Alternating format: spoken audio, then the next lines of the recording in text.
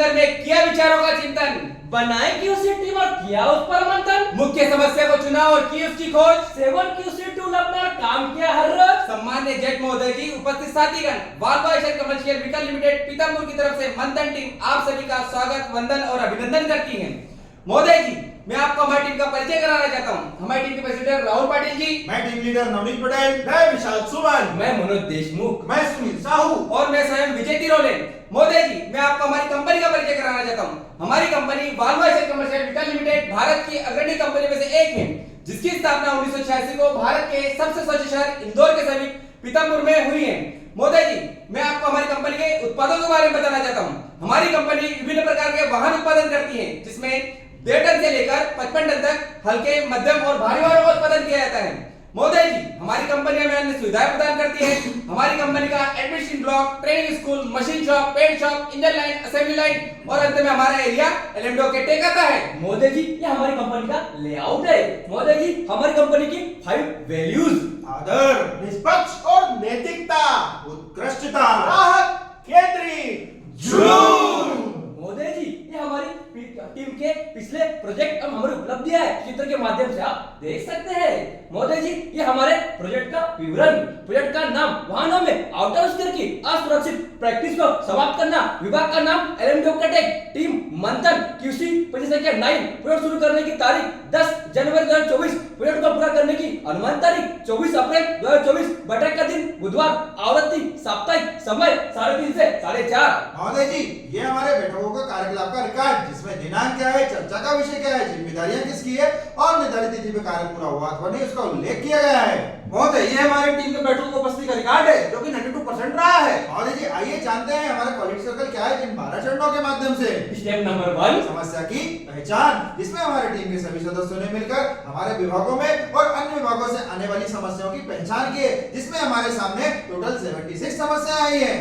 Step number 2, समस्या का चयन। महोदय जी, समस्या का चयन करने के पश्चात हमने अपनी समस्याओं की एक मुख्य सूची तैयार की है, जिसमें हमने ए और बी और सी 3 प्रकार की श्रेणियों में विभाजित किया है। एक प्रकार की समस्या क्या होती है? ए प्रकार की समस्या वह है जो समूह के द्वारा हल की जाती है। बी प्रकार की समस्या क्या होती है? बी प्रकार की समस्या वह है जिसमें कि अन्य विभागों के समर्थन की आवश्यकता होती है। एवं सी प्रकार की समस्या क्या होती है? सी प्रकार की समस्या वह है जिसमें हमें प्रबंधन के समर्थन की आवश्यकता होती है। महोदय जी, इन्हीं समस्याओं को हमने वर्गीकरण करते हुए बार ग्राफ और टेली अंक के माध्यम से दर्शाया है, जिसमें हमारी ए प्रकार की समस्या है 47, बी प्रकार की समस्या है 26 और सी प्रकार की समस्या है 3 निकल कर आई है। इन्हीं समस्याओं में से हमने अपनी मुख्य समस्या को जानने के लिए मैट्रिक्स विधि का उपयोग करते हुए पीडीक्यूसी में के आधार पर सभी सदस्यों ने मिलकर इसका मूल्यांकन किया और मूल्यांकन के आधार पर सर्वाधिक अंक प्राप्त करने वाली हमारी मुख्य समस्या निकल कर आई है, जो कि है वाहनों में आउट ऑफ स्केल की असुरक्षित प्रैक्टिस को समाप्त करना, जो कि हमारी एक बी टाइप की समस्या है। महोदय, किसी भी कार्य करने के लिए एक रूपरेखा तैयार करना होता है, उसी के तहत हमारा प्रोजेक्ट गतिविधि चार्ट है। स्टेप नंबर 3, समस्या को परिभाषित करना। आइए महोदय जी जानते हैं आउट ऑफ स्केल होता क्या है। जब हमारा व्हीकल रोल आउट होकर निकलता है तो नेक्स्ट चेक पॉइंट पे आता है, जिसका नाम है wheel alignment. Wheel alignment check करने के दौरान फ्रंट एक्सल और रियर एक्सल के बीच की दूरी को नापा जाता है, जिसमें एक 90 डिग्री का कोण भी बनता है। 90 डिग्री का कोण ना बनना या उसकी दूरी का असमांतर पाया जाना ही आउट ऑफ स्केल कहलाता है। समस्या को परिभाषित करने के बाद उसको 5W बनने के आधार पर जानते हैं कि समस्या क्या है। वाहनों में आउट ऑफ स्केल की असुरक्षित प्रैक्टिस को समाप्त करना। समस्या कब से है? समस्या सितंबर 2023 से है। समस्या कहां पर है? समस्या उकड़े एरिया में है। समस्या किसको है? समस्या उकड़े टीम को है। समस्या क्यों है? समस्या प्रोसेस ऑफलाइन होने के कारण है। समस्या कितनी है? लगभग 4% गाड़ियों में है। स्टेप नंबर 4, समस्या का विश्लेषण। महोदय जी, समस्या का चयन करने के बाद हमने उसका जाना कि जो हमारी आउट ऑफ स्केल व्हीकल आ रहा है वो 50% गाड़ियां ही अटेंड हो रहा है, तो जिसका हमने लक्ष्य लिया है 100% अटेंड करने का। और जो हमारा मेन टारगेट है कि जो अनसेफ तरीके से, असुरक्षित तरीके से कार्य किया जा रहा है, उसको सेफ सुरक्षित तरीके से कार्य करना है और एक सुरक्षित स्थल का निर्माण करना है।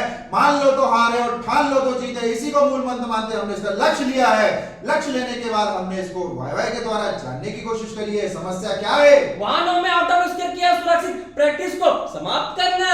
असुरक्षित तरीका क्यों है? क्योंकि इसमें उपकरण फिक्स नहीं है। उपकरण फिक्स क्यों नहीं है? जो कि इसे मैनुअल किया जाता है। मैनुअल क्यों किया जाता है? क्योंकि ये एक ऑफलाइन एक्टिविटी है और असुरक्षित तरीके से कार्य किया जाता है। असुरक्षित तरीके से कार्य क्यों किया जाता है? क्योंकि नहीं है महोदय। सही पिक्चर की सहायता से हम समय पर और सुरक्षित तरीके से कार्य कर सकते हैं। तो क्या यही हमारा रोजगार हो सकता है? हाँ हो सकता है। महोदय आइए जानते हैं इस चलचित्र के माध्यम से हमने इसी प्रोजेक्ट को क्यों चुना। आउट ऑफ स्क्वायर की त्रुटि को चेक करने के लिए चारों टायरों पर कैमरे की मदद से त्रुटि को चेक किया जाता है। चेक करने के बाद त्रुटि निकलकर आउट ऑफ स्क्वायर में आती है। आउट ऑफ स्क्वायर की त्रुटि को हम पहले कैसे सुधारते थे आपको इसी चलचित्र के माध्यम से दिखाना चाहते हैं। महोदय जी आउट ऑफ स्क्वायर की त्रुटि को सुधारने के लिए जैक रॉड की मदद से दो लोग मिलकर टायर को एक और दो लोग मिलकर टायर को दूसरी ओर धकेलकर अलाइनमेंट करने की कोशिश करते थे। इसी कार्य को करने के लिए 5 लोगों की आवश्यकता होती थी। महोदय जी इस 5 लोगों की आवश्यकता के साथ ये जो हमारा कार्यस्थल था वो पूरी तरह से असुरक्षित था और इस कार्य को करने में फटीग भी था। यही मुख्य वजह निकल कर आई जो हमने इस प्रोजेक्ट को चुना है।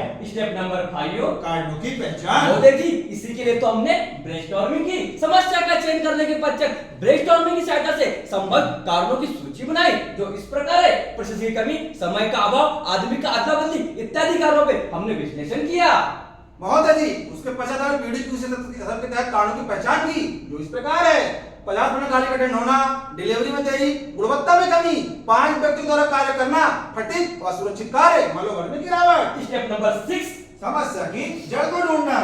जहाँ चाह है वहाँ राह है। इसी चित्र को चरितार्थ करते हुए हमने समस्या के कारण एवं प्रभाव को जानने के लिए फिशबोन डायग्राम का प्रयोग किया।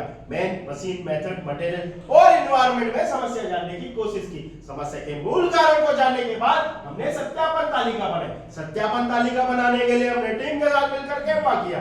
गेमा करने के दौरान हमने जाना प्रशिक्षण की कमी, आदमी की अदला बदली, समय का